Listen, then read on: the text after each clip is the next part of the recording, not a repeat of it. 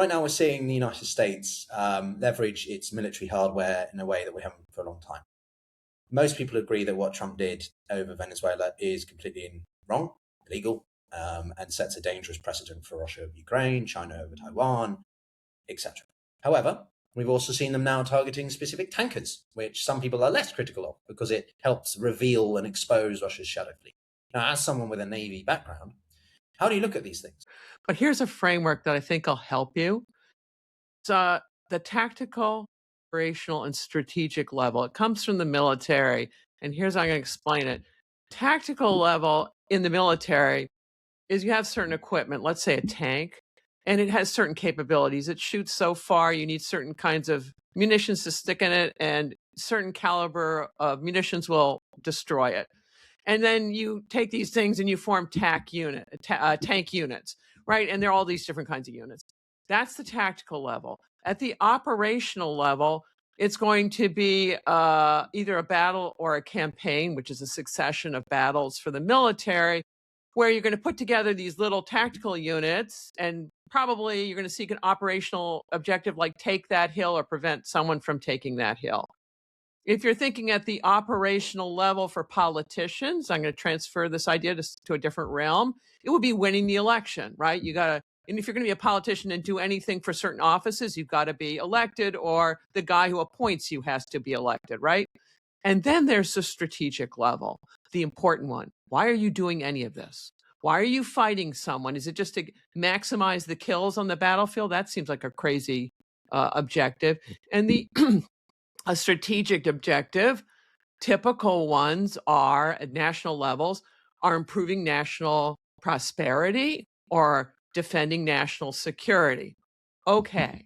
So you're asking me about we're going to do some ambulance chasing of what happened this last week vis-a-vis Maduro. All right, the operational level, you look and go, wow, they got the man in a few hours. I mean, it cost millions. I mean, I don't know what the cost is of all the aircraft carriers, and they did however many months of prep on the anatomically correct building and blah, blah, blah.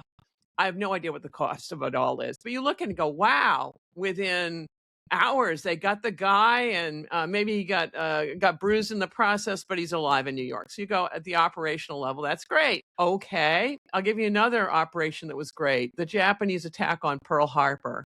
It was one of the most brilliant military operations in world history. They took out the U.S. fleet. They lost almost nothing, right? It looks great right after it happens. But whoops, the United States was totally isolationist up until that point. Most Americans couldn't find Japan on the map. And then afterwards, the United States was hell-bent on a march to Tokyo, whereas Japan had intended that to be like a newspaper thwapping on the dog saying, stay out of Asia, you got no interest here, you got it, it'll cost you too much. Boomerang, it is a strategic disaster. And all of these things, success or failure is measured only at the strategic level. So generals can brag about Vietnam and go, hey, we won every battle against the North Vietnamese. Okay, where's the South Vietnamese government? Whoops, right? So, all right, so we got Maduro, but what are the strategic consequences of this? If you're Latin American, I mean, this is me hypothesizing, what do you suppose their reaction's going to be? They're probably appalled. And they're going to think of every way to organize against us because it's scary having the United States roar into your capital. And I'm no fan of Maduro. Don't get me wrong, right? Well, yeah, I didn't he's evil. I got it. But, the world is full of evil people. And there's another piece, which is if you want to just remove evil people around the world, you will be overextended so fast. And that's another problem.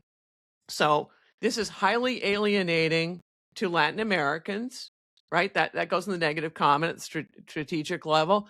It also is a question is, okay, what's everybody else going to do? And everyone else would go, wow, no one could stop the Americans. So, okay, Cambodia and Thailand apparently are having a tiff. Like, why not keep on going on with that? Who's going to stop you? Right? This is the erosion of the rules-based order. Everyone thinks I'm doing my thing and that's great. But if all the rules disappear, you're in trouble. It's like traffic rules. If you're the first speeder on the highway that ignores all the rules and takes U-turns in bizarre places, you'll get away with it. What happens when everyone does it? There will be no police force capable of containing it. So there are going to be massive strategic effects. And then the real question is, what's the follow-on operation? Is it going to be Cuba?